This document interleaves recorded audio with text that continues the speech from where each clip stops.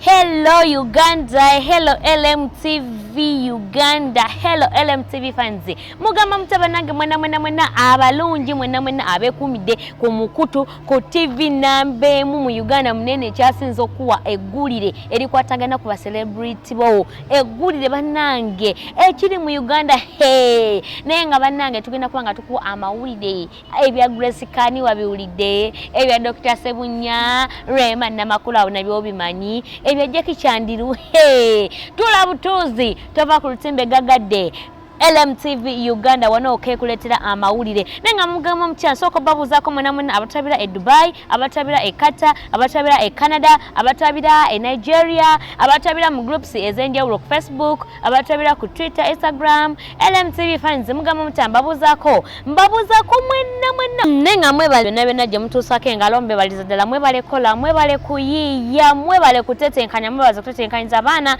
abagenda ku masomero. Programu ebela step sonsomola wano kako LMTV Uganda ekuletera amawulire agabira ku celebrity bo. Ani yayombye nani, ani ali mulavu, ani yakisinzani. Nenga programu eno sijikola nze kamera mwana mwala Queen Sylvia wamne mnange Joe Mackenzie atenga nange neyongerera ddala okwebaliza ddala byonna abasharinga abalikinga abakomentinga nawe gwe atongerako ba subscribers anti ngogamba abantu abadde tebatulaba ne bagenda ne batulaba baba subscribers bonna tweyongeddeko ba subscribers era tutayagalira ddala nnyo abalala nenga tubebaza bambi mwebale jonna gye mutusaako engalo mwebale jonna era nga mwebale jonna gye mukolera LMTV Uganda anti musubscribinga mu commentinga mu likinga mu sharinga era mugula data mugula OTT ne muteekako ne mukola kino atenga twasuubiza wayo data gwe data n'abasinze okusubscribinga n'abasinze okulikinga n'okusharinga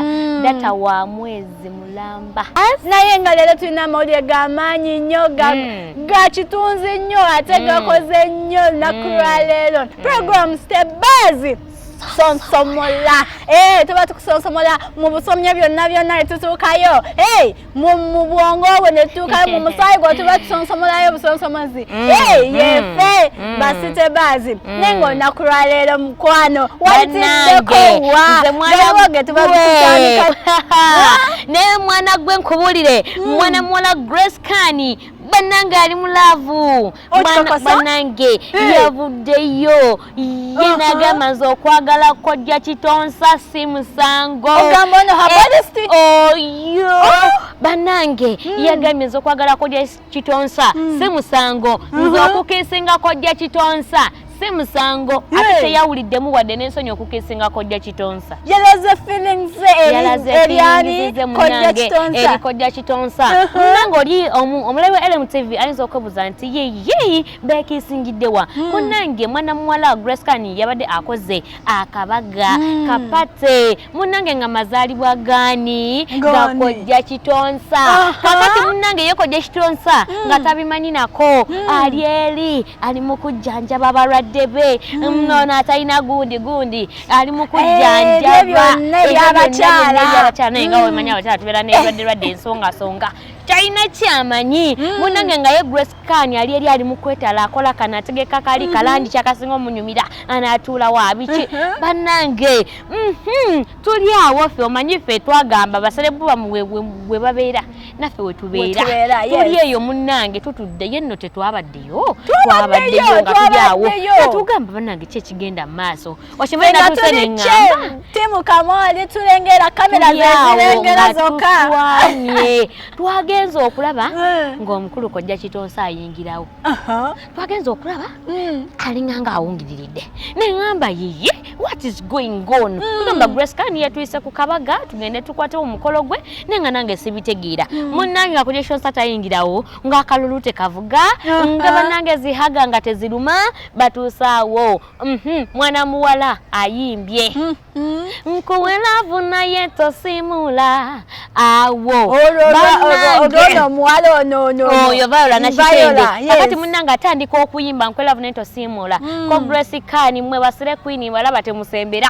Nasembera eri Kitonsa. Namuhaginga. So chiteka ogulugulu. Banange yagambye nze basire Queen bana mwaga na mjene yenze. Sitide ngata mukisinga. Condition sanga tanyweza mchiwato. Nagambye banange nagaye esi yanzo mwana omto. Nazibiriza ku maso ngamba tujje kitibwa kyama.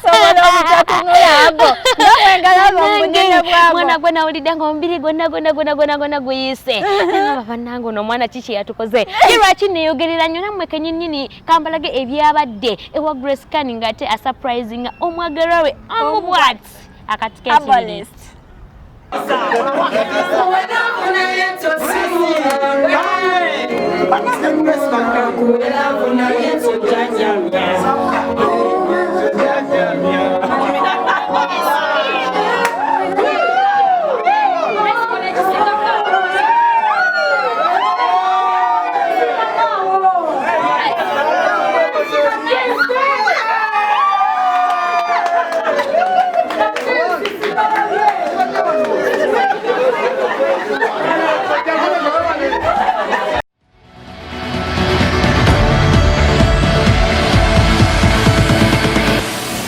LMTV.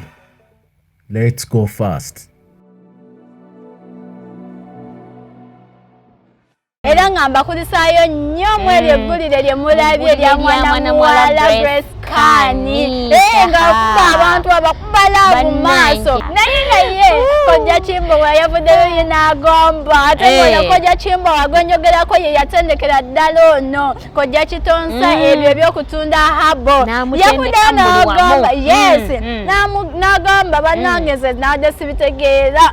Nagenze okuba mwana muwala Grace Kani avuddeyo aze mu ofisi yange ngamba daddy jangu tugende oberewo kabaga kange obere witness nti nno munnange nze ne Kojja Kitonsa tweyagala gwe nga oli daddy nga tegwe yatendeka olina okubeerawo era munnange nga mubitegeera naye ne Kojja Kimbo wayayinayo akantu ku Grace Kani anti yasookera wuwe tegebulizamu niyo sije byatulese taze kogera ku Grace Kani naye yayogedde naga munnange abaana bano si wabyawo Kojja Kitonsa okutawo si wabi ate ye yabadde tabitegera yali amanyi ye just manager naye yakyamuzudde ng'akitegedde munnange amanejinga wabwene munda okimanyi nti nno Kojja Kitonsa amanyi okumanejinga ate ye yatugambye netugamba Kojja Kitonsa yagambye bannange nze nakoze mulimu gwa manejinga buli kimu ebefuuse property yange manejinga munda musicale munda bategeeza biri ate wabweru music munda relationship banina okumanaginga ayagala ki kino kimusanyusa ye n'ebirala omanye Grace Kani bali bamukyawa abadde alina okubeerawo n'azibaziba ebitundu ebikwasaganya ku bakyala kakomenti ke nasinza okukotinga Kojja Kitonsa nga wa speech ye yagambye nze omuntu bw'abanga mpadde okumumanaginga making sure nti yenna mumanaginga in and out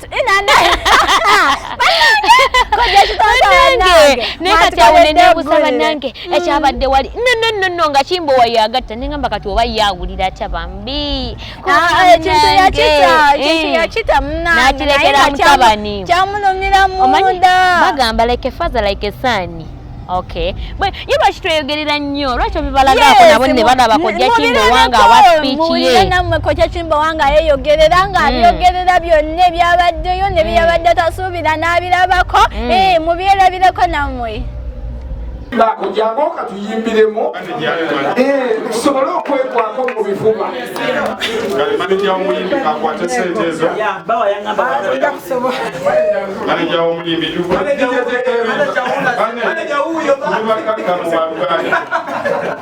goliddameya bayise manager dijateka luyimba olwo oyimbi magari mwana muwulize mwana muntu mulamu mwana ayagala embeera yonna na buli muntu yenna.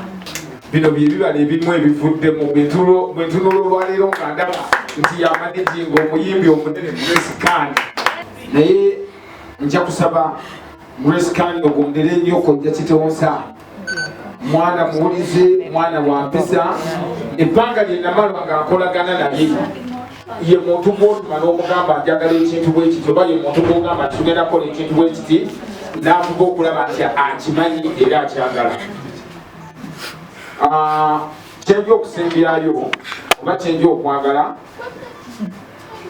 mbaagaliza abantu bano okuwangaala. So bintu bingi, okumanekinga omuntu si kyangu, okumanekinga omuyimbi si kyangu. Okay, mbakulisa nnyo mugulire lya mwana mwala Grace Khan wa Kojja Kimbo wa Kojja Kitonsa. Love story kati right now ye trending nga yeliko. Kyobala guno kyobala nagamba nti buli mwezi gubeera n'ogwabyo. Kati guno omwezi gwa love gwa kwetyawa gwa kuyingira muki mu love. Yes, nenga njagala kwebaza kasisa kange flash nkwebaliza ddala mukwano nyambo commenting liking sharing era nkulaba. Naye weebale nnyo payasi nkutumiddeko ba mikwano aba LMTV fans group banne mwebale kyonna kyemukola kyamaanyi nnyo.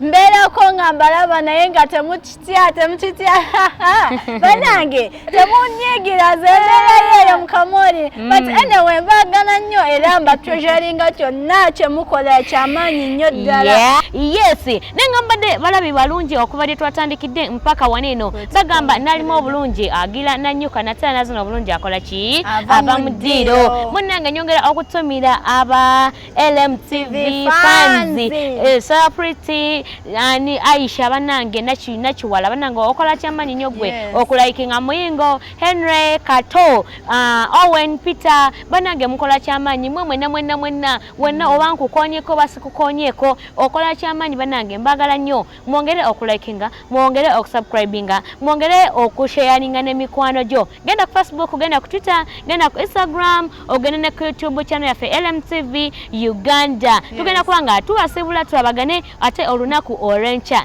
Naye nga tewerabira nti oyina okusindika message ey'omuyimbi gweyagala tukukyalize. Buli weeki tubeera tufunamu olunaku ne tukukyaliza celebwo gwe wena gwoba oyagala okuwulira okudoboozi lye gwe gwomisinga. Natera nawe ayina akalango, oyina essomero oyagala tujje tuba shooting, oyina birthdays oba oyina kigwe kyonna tuyite tukoneko obukonyi ku namba y'essimu yaffe eri 0755311731 yeyo kajosobola tukontaktingako tusobola okuba nga twogera. Yes, nenga tugenda kuba nga tubasibula tubaagala nnyo. Mbadde mwana muwala Queen Sylvia nanyini go wamu ne mnange John Mackenzie banange tubaagala nnyo mwenna mbeere bulungi mweraba.